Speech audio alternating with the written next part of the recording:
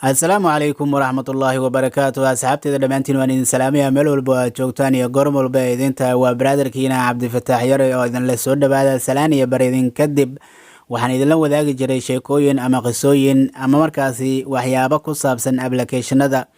maanta qisadeena waxa ay ku qotontaa waa laba wiil oo Soomaali ah oo dil iskugu geystay ama mid ka mid ah dil loogu geystay dalka Switzerland. waxa isdilayna waa laba wiil oo Soomaali ah sababta ay isku dileen iyo wixii ka dhaceeyay iyo wixii markaasi isku keenana barnaamijka ayaan idin loogu wadaagi doonaa insha Allah haddii waa la idmo. haddii ay tahay markii kugu horeysay aadna soo booqatay soo dhawow, haddii aad hore noola joogtana aad baad ugu mahadsan tahay. fideogaanana ha ka ilaabina inaan nolole gareysaan leegareenta wayna dhiirigelinaysaa, sidoo kalena waxay inoo keeni doontaa asxaab sidiinoo kale u wanaagsan. haatanne waxaan markaasi gudaha u gali doonaa insha Allah dhacdada iyo qaabkii ay u dhacday. soo dhawaada insha Allah.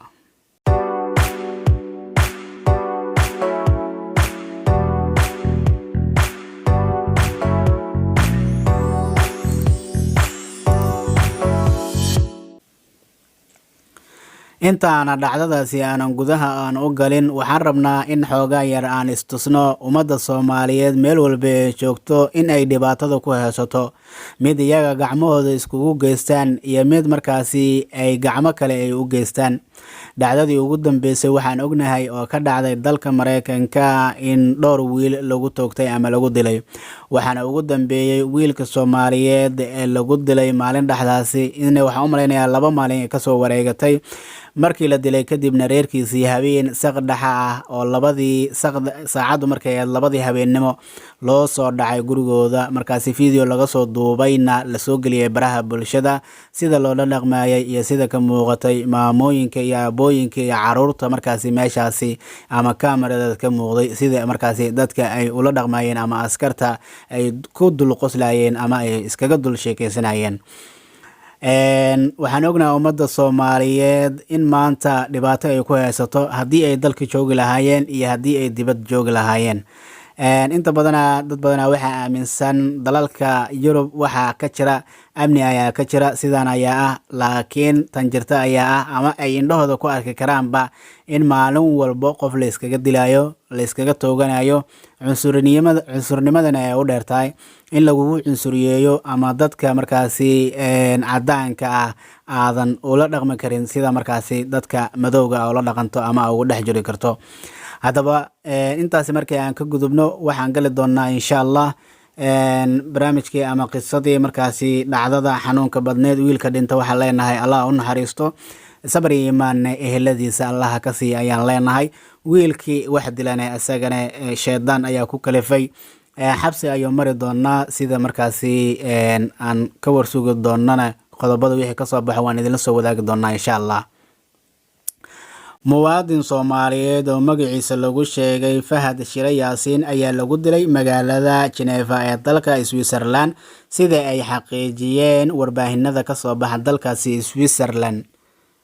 qoys deegaan ku ah magaalada Geneva ayay la xiriirtaa qisadani, waxaana warbaahinada qoray lagu sheegay in ninka dilka geystay oo magaciisa lagu sheegay Maxamed Axmed uu ka carooday in xiriir lala sameeyay xaas ay kala tageen oo 4 caruur u dhashay. dilkana waxaa lagu geystay Toorey.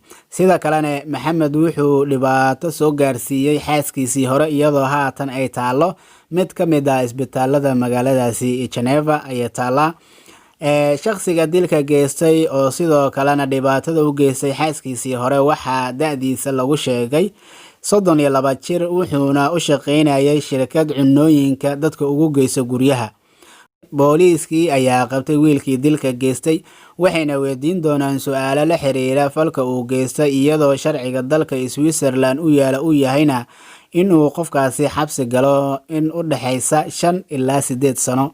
sidoo kale muwaadinka wax dilay dhowaan ayuu soo galay dalka Switzerland wuxuuna wajihi doonaa musaafuris marka uu dhameysto xabsiga kadib wuxuu musaafuris u gali doonaa hadba meeshii markaasi ay u musaafuri doonaan inay dalkii ku celiyaan ama in ay meel kale ama meeshii uu ka yimid ay u musaafuriyaan ama ay ku celiyaan. dhibaatadii waa arrin culus, waa arrin markaasi ummadda Soomaaliyeed dhibaato ku haysato meel walba ay joogaan, dal iyo dibadba ha ahaatee. Dalkiina waxaa looga soo kala cararay sida la sheegayo dhibaatooyin ka jira. Maanta qurbihiina dadkii Soomaalida ahaa kuma haystaan markaasi wax nabadgelyo ah. Maalin walba hooyo baa caruurteedii lagu hordilaya, wiil baa aabihiisa lagu hordilaya.